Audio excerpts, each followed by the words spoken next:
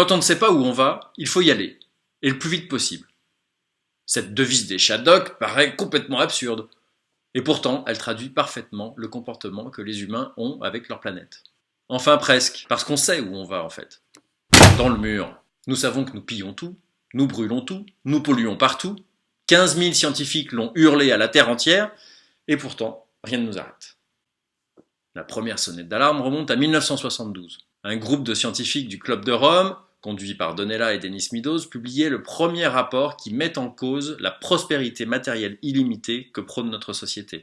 Le rapport titré « Les limites de la croissance » a même eu un succès populaire. 30 millions de ventes, mais rien ne bouge. Aujourd'hui, l'Agence française du développement et le GIEC le confirment. Nous n'avons plus l'énergie nécessaire pour maintenir notre civilisation telle qu'elle est et se développe. Pour Philippe Biwix, le constat est radical. Tant que l'humanité a pour objectif de croître, le système se destine à s'écrouler sur lui-même. Force est de constater que nous ne sommes pas capables de tenir un cap raisonnable. On s'émeut d'un Pierre Rabhi qui cultive son jardin, mais on n'a pas encore vu beaucoup de grands décideurs en prendre de la graine. En plus, le problème est terriblement systémique et complexe. On construit des éoliennes d'un côté, quand de l'autre, on multiplie les écrans LCD dans le métro pour diffuser de la pub.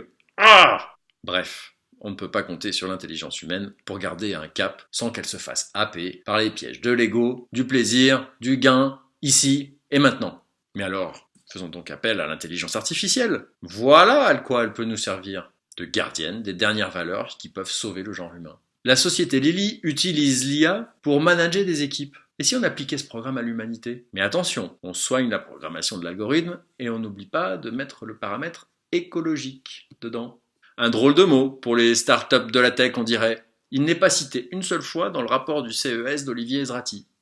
Pourtant, ce serait là une sacrée innovation, non ?